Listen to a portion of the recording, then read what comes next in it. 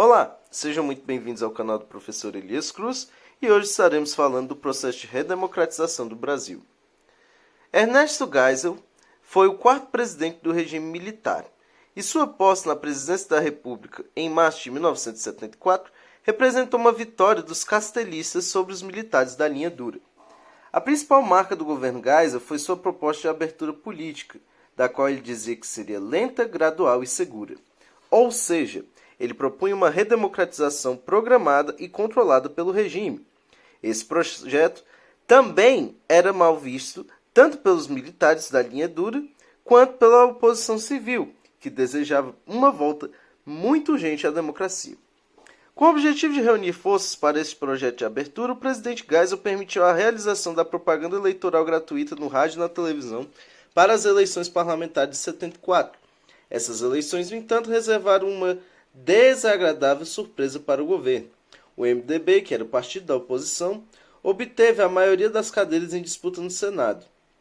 Em outubro de 1975, o jornalista Vladimir Herzog, diretor de jornalismo da TV Cultura, foi intimado a prestar depoimento no quartel do 2º Exército de São Paulo, onde funcionava o DOI-CODE. Alegando-se que ele tinha sido ligado com um partido comunista, ele se apresentou no local e no dia seguinte apareceu morto em uma cela. O comando do 2º Exército afirmou que ele havia cometido um suicídio. No entanto, a maioria dos cidadãos não acreditou nesta versão. Em 1977, visando evitar a derrota da Arena nas eleições que se aproximavam, o governo retrocedeu no processo de abertura, baixando o pacote de abril. Uma série de medidas autoritárias com a reserva de 1/3 das cadeiras do Senado aos senadores biônicos, isto é, aqueles indicados pelo governo, e a extensão do mandato de presidente da República de 5 para 6 anos. No ano seguinte, o governo venceu as eleições parlamentares e obteve a maioria no Congresso Nacional. Fortalecido, restabeleceu o direito ao habeas corpus e revogou o Ato Institucional número 5, o AI-5, consolidando assim o processo de abertura lenta e gradual que havia proposto. Para sucedê-lo, Geisel indicou o general João Batista Figueiredo da Arena, que assumiu a presidência da República prometendo dar continuidade à abertura. O movimento operário mostrou sua disposição de luta, promovendo greves por todo o país para reivindicar melhores salários e mais liberdade de participação dentro e fora das fábricas. A mais impactante dessas greves foi a dos metalúrgicos do ABC Paulista, e que foi iniciada em 1979, 2 dias antes da posse do novo presidente. Os metalúrgicos exigiam melhores salários e eram liderados pelo então presidente do Sindicato dos Metalúrgicos de São Bernardo do Campo, Luiz Inácio da Silva, o Lula. Em agosto daquele mesmo ano, sob forte pressão popular, o Congresso aprovou a lei da anistia, que perdoava tanto os que tinham lutado contra o regime militar quanto seus defensores, inclusive os agentes de segurança que haviam cometido atos de tortura. Consequentemente, milhares de brasileiros, como o educador Paulo Freire e o sociólogo Herbert de Souza, que estavam no exílio, puderam voltar ao Brasil. Note-se, porém, que a anistia não foi geral e restrita. Milhares de militares afastados de seus cargos por discordarem do golpe de 1964 não puderam reintegrar-se às Forças Armadas. 3 meses depois, uma nova legislação punha fim ao bipartidarismo e permitia a formação de novos partidos. O objetivo do governo era enfraquecer a oposição, fazendo com que se dividisse em diversos partidos. Os integrantes da ex-Arena formaram o PDS, o Partido Democrático Social.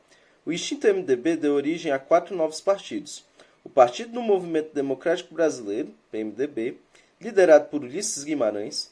O Partido Popular, o PP, liderado por Tancredo Neves. O Partido Trabalhista Brasileiro, PTB, liderado por Ivete Vargas, sobrinha neta de Getúlio Vargas, e o Partido Democrático Trabalhista, o PDT, liderado por Leonel Brizola. Em 1980 foi formado também um novo partido político, o Partido dos Trabalhadores, o PT, que reunia sindicalistas, intelectuais militantes dos movimentos sociais e era liderado pelo Lula. A crise na economia elevou a impopularidade do regime militar, e em 1982 a oposição venceu as eleições para governador em estados como São Paulo, Minas Gerais, Paraná e Rio de Janeiro.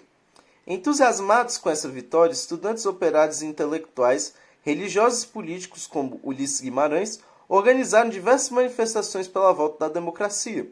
Em março de 1883, o deputado federal Dante de Oliveira, do PMDB mato-grossense, propôs no Congresso uma emenda constitucional que estabelecia eleições diretas para presidente da República. A proposta ganhou força e foram realizados vários comícios em favor da emenda Dante de Oliveira. A campanha conhecida como Direta Já ganhou rapidamente adesão em todo o país, desde Belém no Pará até Porto Alegre no Rio Grande do Sul. No ano seguinte, em São Paulo, mais de 1 milhão de pessoas estiveram presentes no comício pelas diretas. Apesar de ter o apoio da maioria dos brasileiros, a emenda Dante de Oliveira foi rejeitada pelo Congresso em 25 de abril de 1984. Foram marcadas então novas eleições indiretas para o ano de 1985, disputadas pelo então governador de Minas, Tancredo Neves, que tinha o apoio do PMDB e de parte do PDS, e pelo ex-governador de São Paulo, Paulo Maluf, candidato do governo militar e do PDS.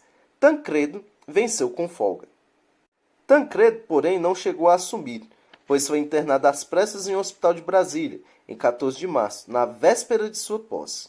Posteriormente, foi submetido a uma série de cirurgias, mas veio falecer em 21 de abril de 1985. Com a morte de Tancredo Neves, o vice José Sarney foi empossado na presidência da República. Ele tinha sido presidente da Arena e do PDS, partidos de sustentação dos governos militares. Por isso, ele era mal visto por vários setores democráticos, com o objetivo de ganhar o apoio popular e se firmar no poder. Sarney aprovou logo no início de seu mandato uma série de medidas democratizantes, restabeleceu as eleições diretas para a presidência da República, estendeu o direito de voto aos analfabetos, legalizou todos os partidos políticos e marcou as eleições para a Assembleia Constituinte, que faria uma nova Constituição para o país. Quando Sarney assumiu o governo em 1985, os problemas da dívida externa e interna persistiam e a inflação ganhava proporções assustadoras. Dizendo que a inflação era o pior inimigo do povo brasileiro, o ministro da Economia Dilso Funaro, nomeado diretamente por Sarney, implantou o Plano Cruzado, que estabelecia a criação de uma nova moeda, o cruzado, para substituir o cruzeiro, o congelamento dos preços e tarifas e serviços, a criação do gatilho salarial, que seria um reajuste automático dos salários sempre que a inflação acumulada atingisse 20%, a criação do seguro-desemprego, e assim ele foi tentando controlar a economia brasileira, principalmente a inflação. Com o congelamento dos preços, começou uma corrida às compras. Consumiam-se desde alimentos e roupas até automóveis. Mas, diante desse aumento desenfreado do consumo, começaram a faltar mercadorias. Aproveitando-se da situação, muitos empresários começaram a especular, escondiam mercadorias para forçar o aumento dos preços. Vencidas as eleições, o governo liberou os preços e eles dispararam. Com o fracasso do Plano Cruzado, o governo lançou o Plano Bresser e depois o Plano Verão, propondo novos congelamentos de preços e a elevação dos juros bancários, a fim de frear o consumo e conter a inflação. Mas nenhum desses planos surtiu o efeito desejado. A inflação voltou a subir e dessa vez em um ritmo jamais visto na história do Brasil.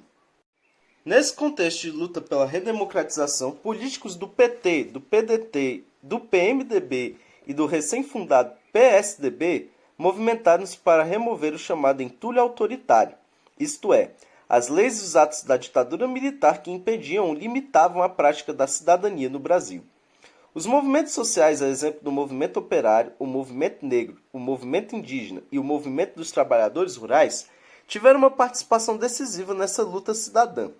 Depois de 1 ano e 8 meses de debates, os deputados e senadores constituintes aprovaram uma nova Constituição para o país.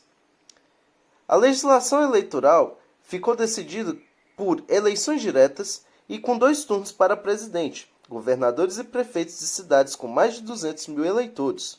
O voto obrigatório foi instituído para os brasileiros maiores de 18 anos e facultativos para aqueles com 16 ou 17 anos e aqueles acima dos 70. Na legislação trabalhista, a jornada semanal passou a ser de 44 horas. O trabalhador com registro em carteira ganhou o direito de receber como abono 1/3 de seu salário ao sair de férias. O demitido, sem justa causa, ganhou o direito de receber o correspondente a 40% do salário do FGTS. A licença maternidade foi ampliada para 120 dias e criou-se a licença paternidade de 5 dias. Aos povos indígenas, o artigo 231 reconheceu a organização social dos indígenas, seus costumes, línguas, crenças e tradições. O artigo também reconhece os direitos sobre as terras que tradicionalmente eles ocupam. Estabelece ainda a responsabilidade do Estado de demarcar as terras, de proteger e fazer respeitar todos os bens dos indígenas. Entre as relações raciais, o artigo 5 definiu o racismo como um crime inafiançável e imprescritível, sujeito à reclusão nos termos da lei. Na mídia, foi instituído o fim da censura nos jornais, televisão, rádio e cinema. E, sobre a posse da terra, foi instituída a aplicação da reforma agrária em terras consideradas improdutivas. Enfim, é isso. Espero que vocês tenham gostado. Curtam o vídeo, assinem o canal, compartilhem e vamos assim tornar a disciplina de História um tanto mais relevante no cenário nacional. Valeu!